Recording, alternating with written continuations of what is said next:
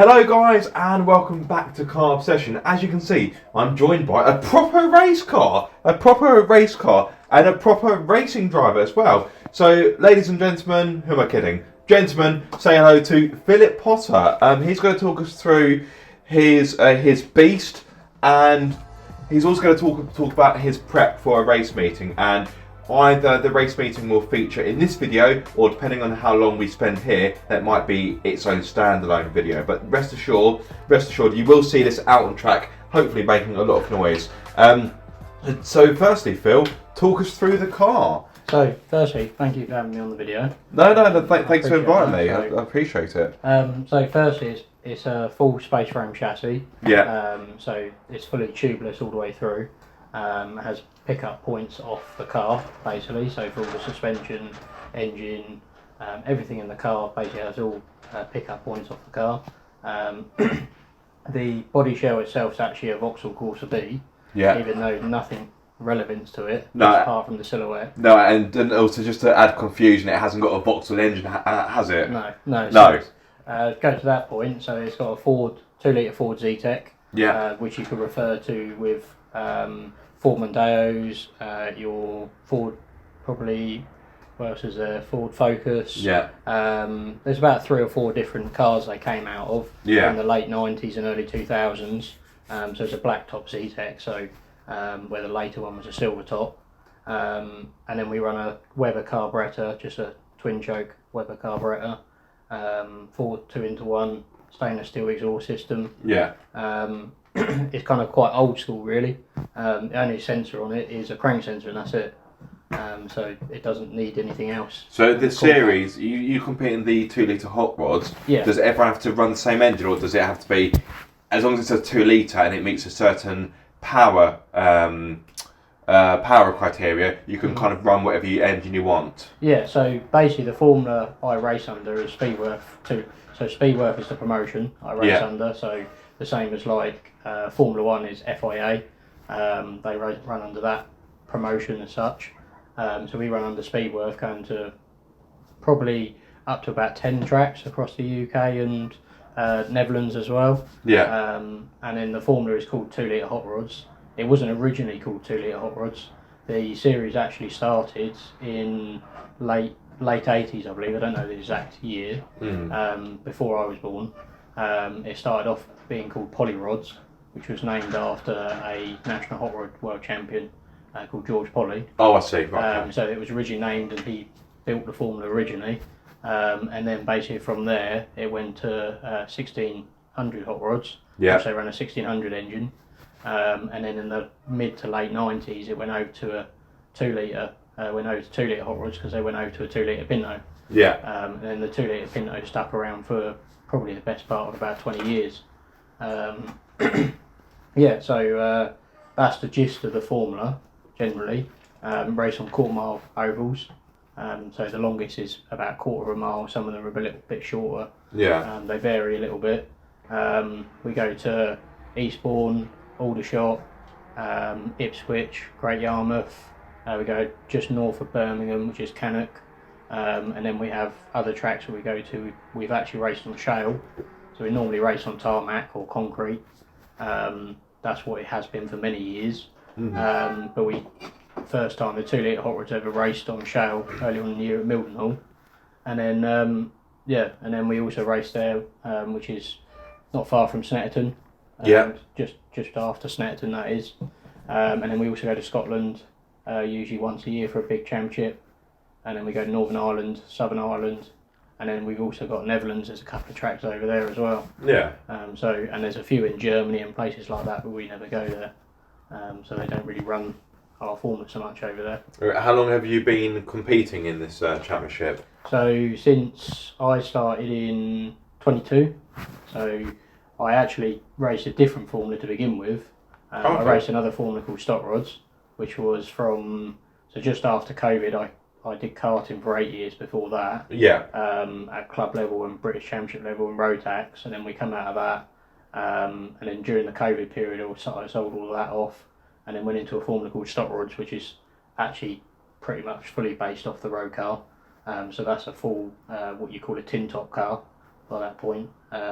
just a few like adaptations made to cambers and casters and a few other bits and pieces. So would you still have, well, you wouldn't have a full interior obviously, but do you still have more of a dashboard than what you have here? There still wouldn't be any dashboard in it. Okay, so fine. it'd literally just be a fully gutted car. Right, I see. And then everything would be de-skinned, so the whole car would be de-skinned from basically the waistline, which is the midpoint of the car, down. So it'd be just as much weight as you could cut out of it as possible. Yeah.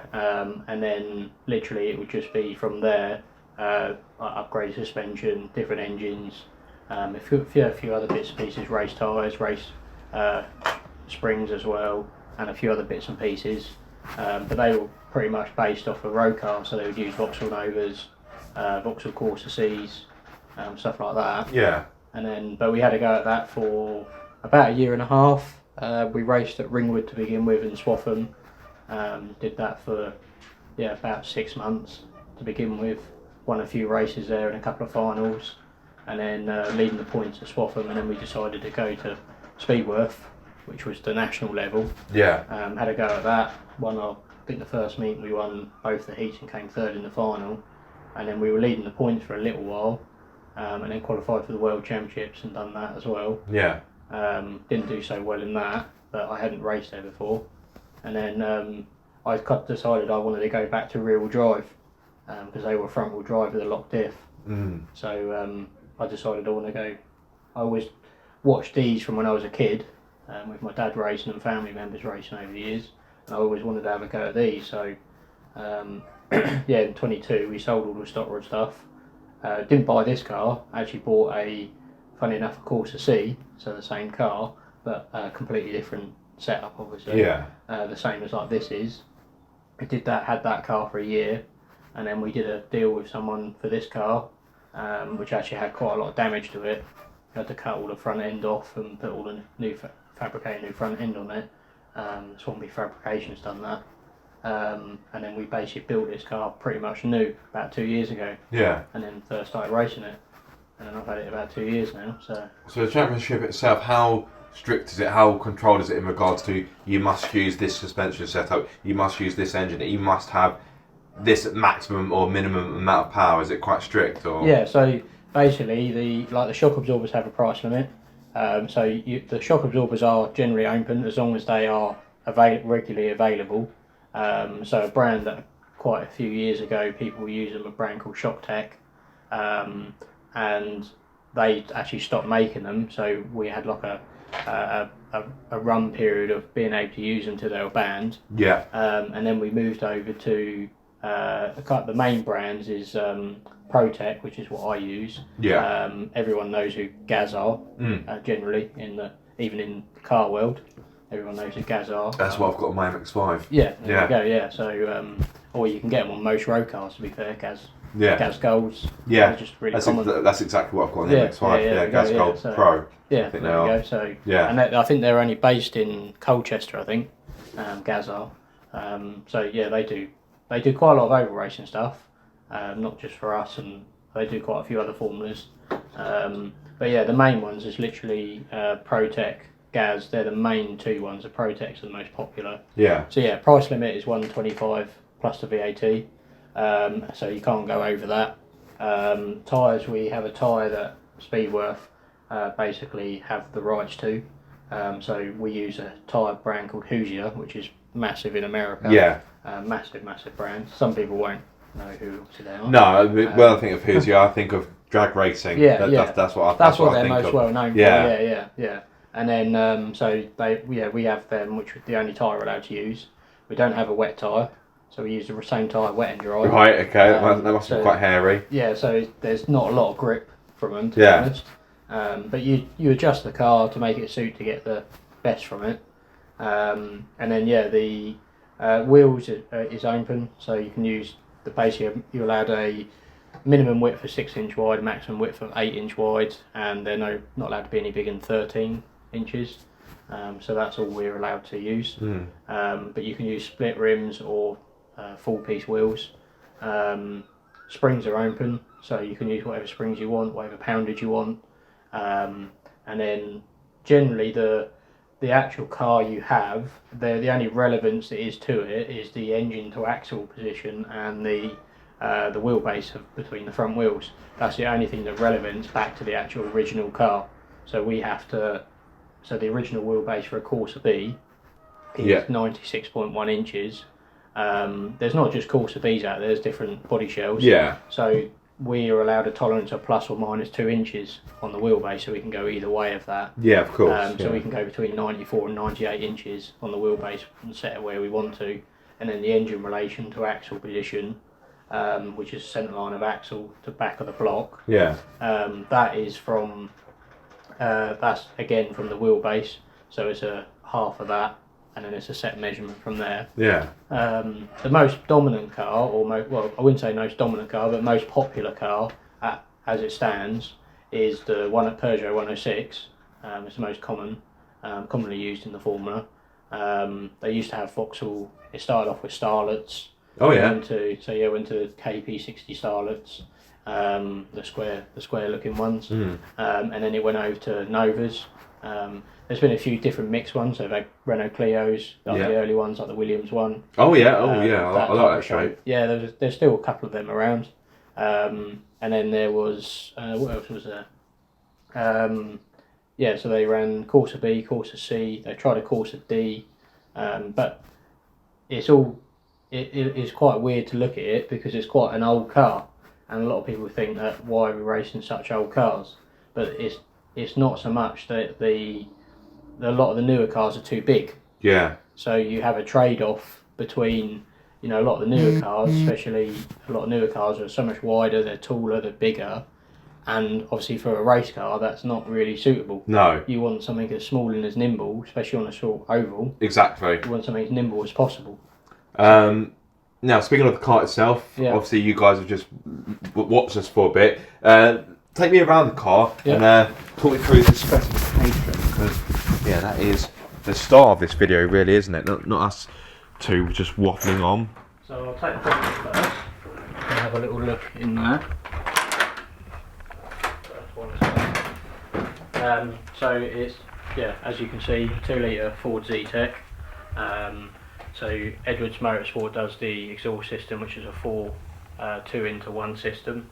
DLRD, Dave Longhurst built the engine itself, and then we run a reverse water pump like you would on you see a lot of these engines in Caterham and kit cars quite a lot. Yeah, I love a Caterham. So you see them in that quite a lot. Yeah. And then we run a spec Spedeworth manifold, which is made by Spedeworth. The same with the flywheel, the ECU, and the ECU, the engine loom as well. And then we run. These are actually a transit radiator core. Right. Okay. With an aluminium housing, basically. Aluminium catch tanks. Out of interest, why a transit? Is it just because it's a larger core? Yeah. So it's basically just to do with flow. Yeah. More than anything for cooling. So we used. It's quite an early transit. I think maybe between Mark 3 and Mark 5, somewhere around that region. So what's that? Is that 90s? So 80s and 90s. Basically. Yeah, blimey. Okay, But they're so efficient, the actual cooling properties. If it ain't broke, don't fix it, kind of thing. Exactly. Yeah. So, and then the actual front suspension side of things. So you've got a wishbone, a lower control arm, and then a compression strut that goes back. Everything's all on rose joints, so there's no bushes on them or anything. Yeah. And then the front hubs are off a Capri or RS2000. Okay. With aluminium hubs, so the uprights are Capris. And then steering rack is Mark 1, Mark 2 Escort. Yeah. So that's out of that, and that's a quick rack as well. So out of interest, if it's got so many Ford components on it, why the Vauxhall shell? Because to be fair, the actual running gear in a Ford was brilliant. Yeah. Everything works on it so well. But the actual cars themselves never were that actually amazing. The cars themselves, but the running gear was just so easy to work on and so powerful and so strong. That's why a lot of it's loosely based off it. In theory, as such, if you took all the body shell off it, you would actually just look at it and think it's based off a Mark 1 and Mark 2 Escort. Really. Yeah. And that's what a lot of race cars are at. There's quite a numerous amount of race cars that are loosely based off it in the same way. That's the engine bay side of things. All braided fuel lines, braided brake lines. yeah, there's not really much too else. There's not too much else to tell in there really. What sort of power are you running in this? So in this, we're around about, I would say, I'd say we're around about probably about the 200 horsepower mark. Okay. So standard is. I mean that must feel like a lot in a car that weighs next to nothing. Yeah. You have told me previously how much this weighed. Yeah. Was it something like 600 kilos or something? No, so close. But yeah, 700 kilos. Yeah. The whole car. That's without driver as well. So with fuel? No, so is that dry weight? Yeah, so that it's just a minimum weight basically. Fine. So the cars are actually built lighter than that. Yeah. So generally, a lot of the cars from new are generally around about the 680-ish mark. Yeah. Most of them are. Some of them are a little bit lighter. Some are a little bit heavier. And then you use lead to scale the car down. Yeah. To scale it, and then you can put the lead where you want to get the car settings where you want them to be, and then you can use also fuel a little bit as ballast. Yeah. If you want to as well. Yeah. So the car is the minimum ruling is 700 kilos. So we have 3 rulings to do with weight. Yeah. Which is 1 the minimum, which is 700 kilos. 2 we have a inside weight rule. So where we're going right all the time. So we have an inside weight, so this side of the car cannot be any more than 53.5% of the total weight. And then we also have a rear weight, which is a maximum of 44% of the total weight as well. So that's the only ruling we have regarding any setup side of things. Quite a lot of things are quite free. Yeah. What you can and can't do, but then there's also quite a lot of things that keep it down as well. Yeah. So keep it fair. At the same time, I'll show you a few other bits as well. Yeah, obviously it's not going to be too much in the interior, No, but there's not really a lot in here. So generally, we've got a Corbu Revolution bucket seat. It varies a little bit what people use. You have to use generally competition seats really. Yeah. Safety side of things. So some people use Corbu or OMP, or people use a full containment alley seat and they have foam padding like the F1 cars do. Yeah. Foam padding fitted to you, but they range kind of really from £500 up to £1,500 the seats. Yeah. Inside the actual gearbox tunnel is a Type E gearbox, which is again out of a Capri. Yeah.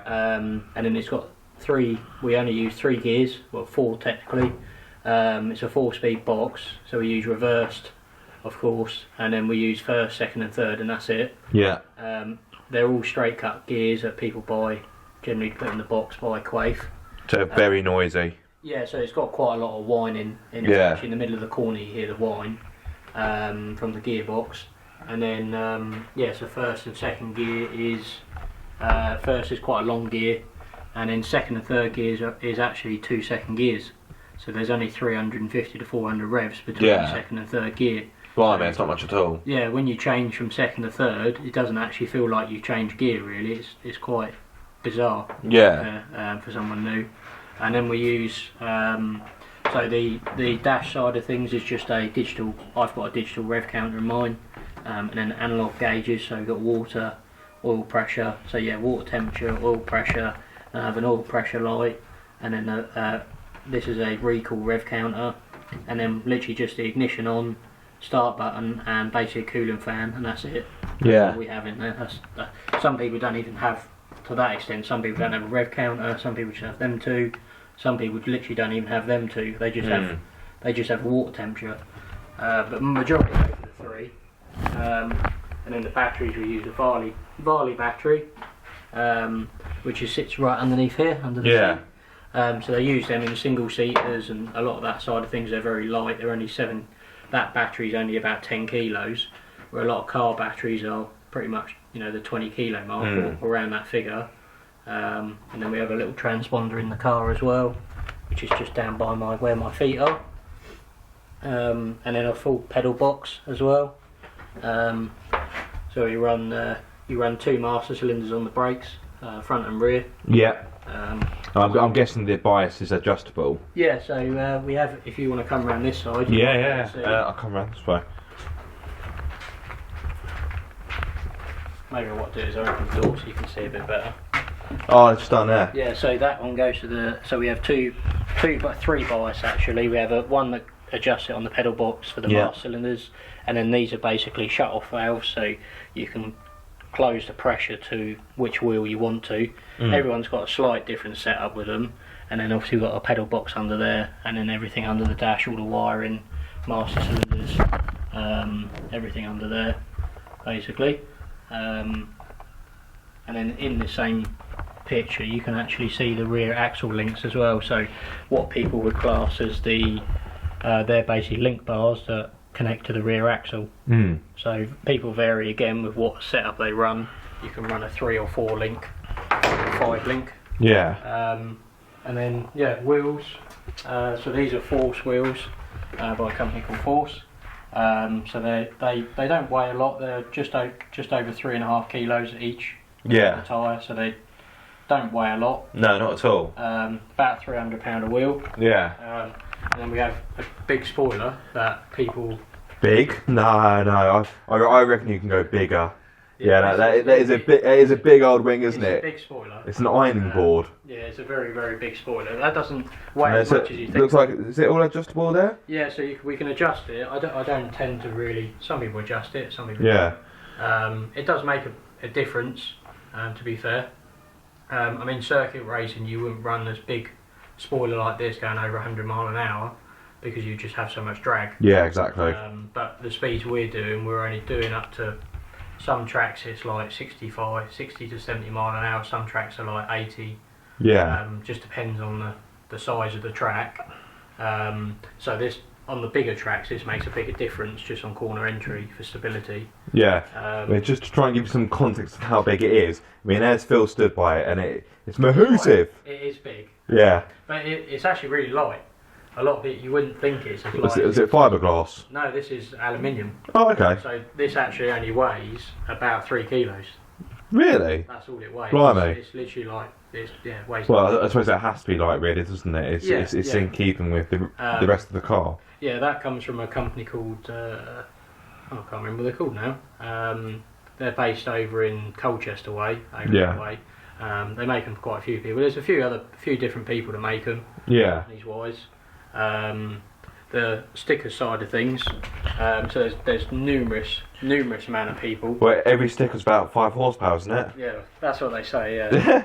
we have got racing stripes. We've got one going through the car. I'll move that out of the way. So yeah, that's a window net as well. We have to have, which you'll see in most forms of circuit racing, just to protect the driver.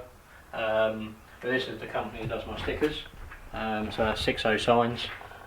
Mark Paffy does all the stickers for the car. There's numerous companies out there that do the stickers. You can go with so many different people. Depends on what type of style you want, really.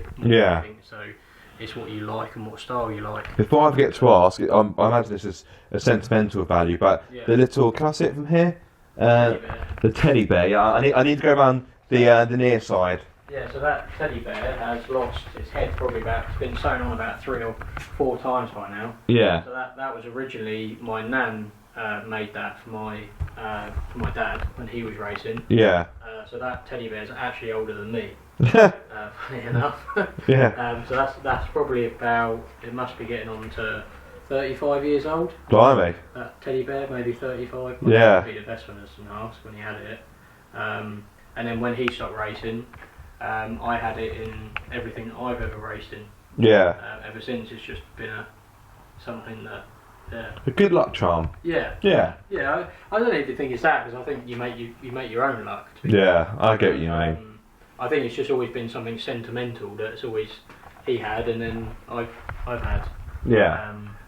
But yeah, so I mean, there is a memorial thing. I know, I spotted that. I'm going to try and get it on camera. There we go. So that was my granddad that probably would have been the mid to late 70s. And that was when he won a final in the mid to late 70s, and he passed away just before COVID.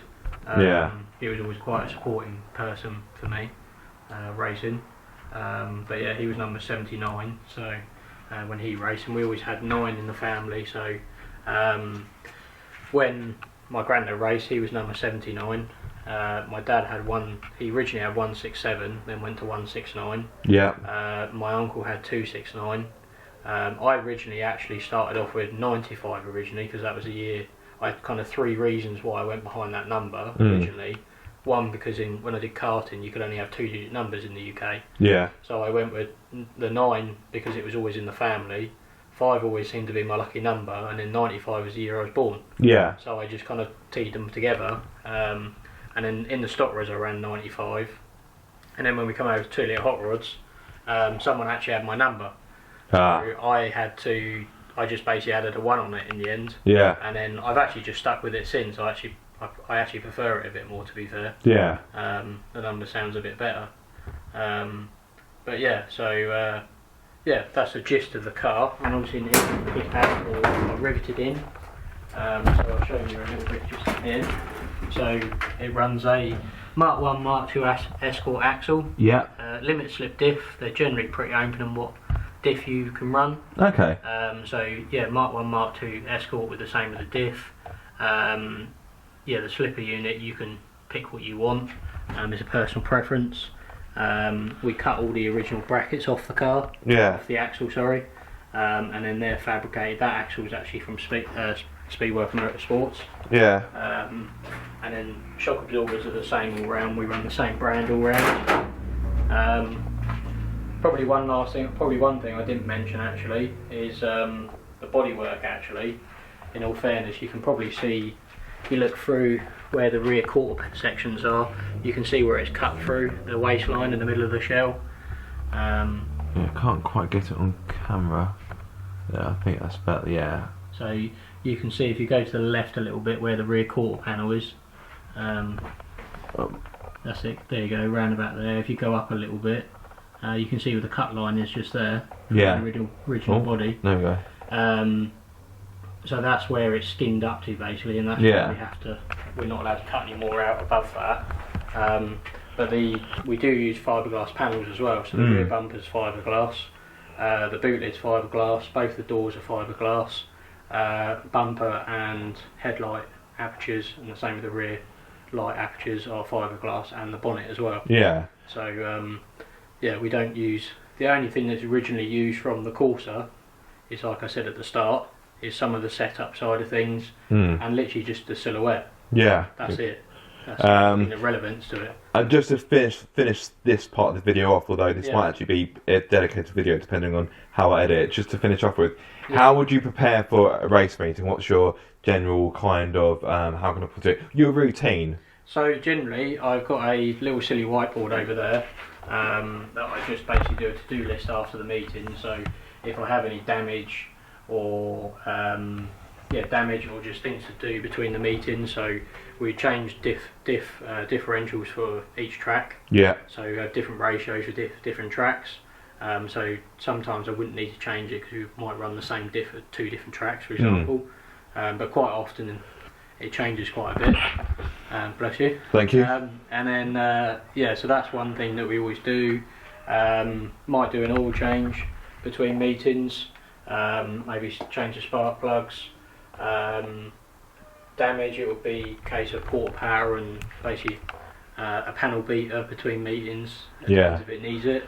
My dad's on the back of the car here, so he's a GPM Motorsport, so he's a fiberglass laminator since he was 16. He's been doing that for best part of 40 years, so he repairs all the body panels for me, and then if they get too bad we buy new ones. Try and save costs where we can, of course. Of course. Motorsport is not cheap. No, definitely not. So I mean, this car probably owes me just over £20,000. I buy a brand new car, just for example, Spedeworth Motorsport, and produce a new car, that would be £38,000 plus the VAT on the button ready to go. So it's a lot of money. Of course it is. It's not something that a lot of people can afford. No. To be fair. I'll probably rattle through just a few sponsors, so give them a little shout out here. So obviously my dad's one of them. So he's on the boot lid of the car.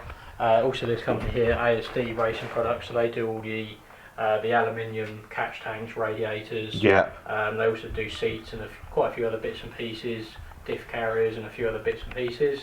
And then I have Morris Lubricants, and they're a sponsor of mine, which they also sponsor Guy Martin, which is quite a cool little fact. Yeah, so that's a nice claim to fame. Yeah, it's a nice little claim to fame, which is quite funny. But yeah, so they sponsor me as well.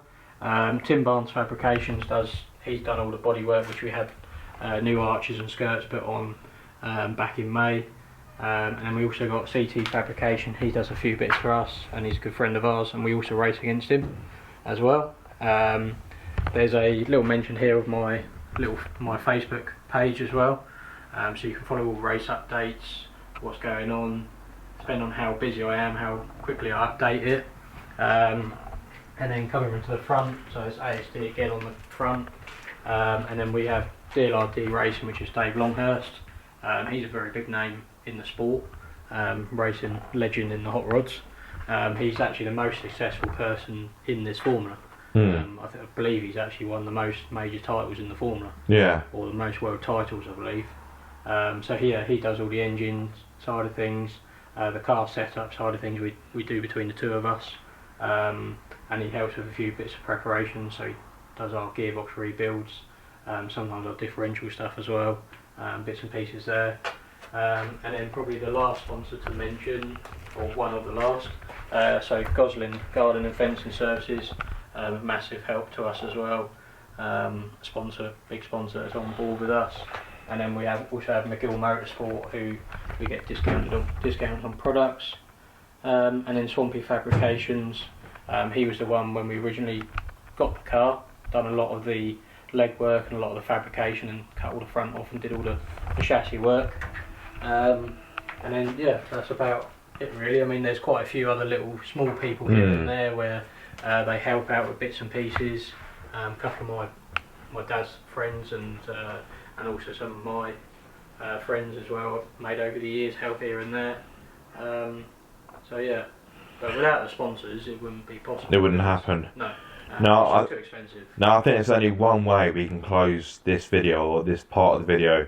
That's a startup. Yeah, I think it is. Yeah. Now I think I'm going to have to move quite back, because this is quite a small workshop. And I imagine it's going to be pretty loud, so I'm going to... It's not exactly the quietest thing in the world. No. That's for sure. So that noise you can hear there's the fuel pump. Yeah, that's just priming.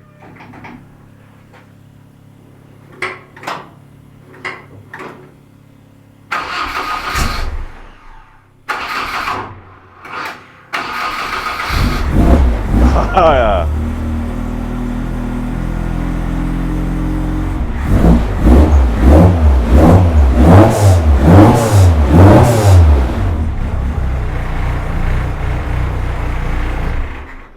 It's quite loud. Yeah. In all fairness. Just a bit loud. It echoes quite a lot in here. Yeah, it does reverberate a little bit, but yeah. There's a lot of vibrations because everything's hard mounted. Well, yeah, of course. This definitely isn't made for comfort, is it? It's definitely not. No. It doesn't actually feel that bad in the car. Yeah. A lot of people think, like, especially when they're idling, they're rattling quite a lot. Everything's vibrating. The doors are. Everything is. But when you're actually driving on track, it's very smooth. You don't really notice it, do you? You don't really notice it. So. No, Phil, thank you very much for talking me through the car and the setup. Yeah, of course, guys, will be the race meetings feature, whether that's shoehorned into this video or a separate video. You'll see in due course. But yeah, be sure to give Phil a follow. Be sure to keep an eye on his racing and give him a bit of support here and there. I do hope you have enjoyed this video, guys, and you've enjoyed it. Did I say that twice? It's been a long day. Anyway, what I'm trying to get at is like, comment and subscribe. If you are subscribed, don't forget to click the bell icon so you get notified every time I make a video. But until the next time, guys, be sure to keep up the car obsession.